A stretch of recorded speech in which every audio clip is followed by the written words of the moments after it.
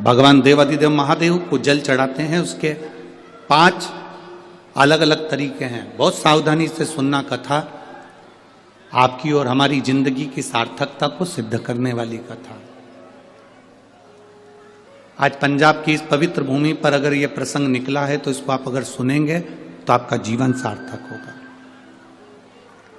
शिव जी को 5 तरह से जल चढ़ाने का तरीका है। जैसे पंचामृत होता है, दूध, दही, शहद, घी, शक्कर, ये सब पंचामृत के अंतर्गत आते हैं। उसी तरह शंकर जी को 5 तरह से जल चढ़ाने का क्रम वर्णित किया गया। अब उसको समझेंगे, बहुत सावधानी से समझिएगा। पहला, जल लेकर आए, सीधे डायरेक्ट शंकर भगवान के शिवलिंग पर चढ़ा दिया। यह प्रथम जल का चढ़ाने का तरीका। दूसरा, जहां से पानी बहकर जाता है, जहां से जल बहकर जा रहा है, उसके ठीक विपरीत जल उत्तर में जा रहा है, आप दक्षिण में खड़े होंगे और दक्षिण में खड़े होकर उत्तर की ओर मुख करेंगे और शिव जी को जल समर्पित करेंगे। यह रोग मुक्ति करने वाला है और हमारे रोग पर हमें विजय प्रदान करने वाला है। यह जल चढ़ाने का तरीका। एक, सीधे मंदिर में गए, लोटा भरकर जल उठाया, शिव जी को चढ़ा दिया। दूसरा, जल जहां से पानी बहता है, शिव जी का चढ़ा हुआ जल जहां से बहकर जाता है, उसके ठीक विपरीत में शिव जी का जल इधर जा रहा है तो तुम यहां खड़े हो, तुम यहां बैठो, यहां मत बैठना, यहां मत बैठना, इधर बैठो। अगर रोग का निवारण है तो यहां बैठकर। तीसरा, अशोक सुंदरी से जल चढ़ाते चढ़ाते शिवलिंग तक लेकर जाना और शंकर भगवान के शिवलिंग पर पूर्ण जल समर्पित करना। यह तीसरा तरीका। यह कार्य की सिद्धता के लिए। हम जब किसी से आस ना लगाकर परमात्मा से विनती करते हैं तो वो विनती करने का तरीका। तीसरा। चौथा, शिव जी पे चढ़ा हुआ जल 5 जगह पर समर्पित करना।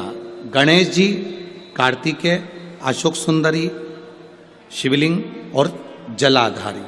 ये चौथा क्रम है। जब जिस नारी का, जैसे एक पत्र है, देखिए,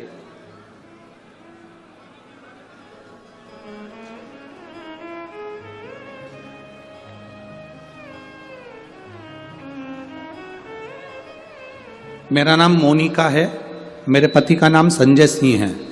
मैं दिल्ली स्वरूप नगर की निवासी हूँ। कहीं बैठी हो तो हाथ हिला सकती हैं। अगर कहीं बैठी हो तो हाथ हिला सकती हैं। मेरा नाम मोनिका है, मेरे पति का नाम संजय सिंह है। मैं दिल्ली स्वरूप नगर की निवासी हूँ। मेरा फ़ोन नंबर ये है। कहीं बैठी हैं? अच्छा, सीढ़ी पर है। ठीक है, आप हाथ हिला दीजिए। श्री शिवाय नमस्तुभ्यम। ठीक है, कैमरे वालों को दिख गया है ना? ठीक है। भोले बाबा की कृपा का मैं क्या वर्णन करूं गुरुदेव। आप जो जल चढ़ाने का तरीका वर्णित करते हो, अगर उसको नियम से धारण करने वाला व्यक्ति होता है तो बाबा सुनता जरूर है। गुरुदेव, 2013 में मेरी शादी हुई, मुझे संतान का सुख नहीं हुआ। 10 साल हो गए, औलाद नहीं हुई।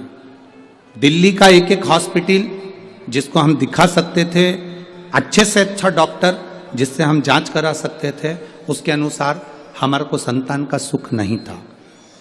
आयुर्वेदिक डॉक्टर, अंग्रेजी दवाई, होम्योपैथिक सब कराई, IVF भी कराया तो भी संतान का सुख नहीं आया। आखिरी में डॉक्टर ने कह दिया, इधर उधर मत भटको, तुम्हें संतान नहीं होगी।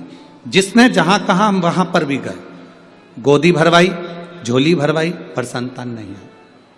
गुरुदेव, मेरे बाबा की कृपा किसको कहते हैं? आपने बेलपत्री के वृक्ष के नीचे जल चढ़ाना, उसमें से जल बचाकर शिव जी को समर्पित करना, सफेद आंकड़े की जड़ का प्रयोग करना, ये बताया था। और मेरे बाबा की कृपा से मेरा गर्भ ठहरा। मेरे बाबा ने मुझे आज 10 साल के बाद औलाद दी है। मैं उसको यहाँ प्रणाम कराने के लिए लेकर आई हूँ, उसको नमन कराने के लिए लाई। बच्चा लाए हैं क्या साथ में? बाबू को लाए हैं क्या? नहीं लाए? ठीक है, मैं प्रणाम करने के लिए लाई हूँ। गुरुदेव, बाबा बाबा है। बैठिए बहन, शिव तत्व है। एक जल चढ़ाने का तरीका, शिव जी को हम जो जल चढ़ाते हैं उसका एक तरीका भी हमारी जिंदगी में अगर हमने उसको स्मरण में रख लिया तो हमारी कार्य की सिद्धता को सिद्ध कर देता है, हमें सफलता की ओर लेकर चले जाता है।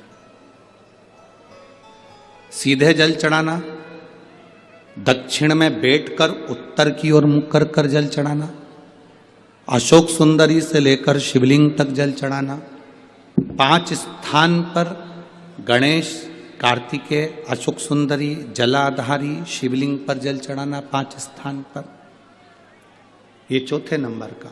और 5वां जल समर्पित करना,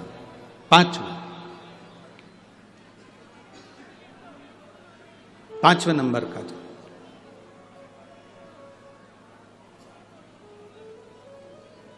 शिव जी को 5म नंबर का जो जल आता है, जो जलाधारी है, ऊपर जिसमें पानी भरा रहता है और नीचे एक एक बूंद टपकता रहता है, जलाधारी में जल समर्पित कर कर उसी जल को बचाकर अशोक सुंदरी वाली जगह पर थोड़ा सा चढ़ाकर उसी में से जल शिवलिंग पर जब हम समर्पित करते हैं तो हम जिस कार्य के लिए जा रहे हैं वो कार्य सफल होता है।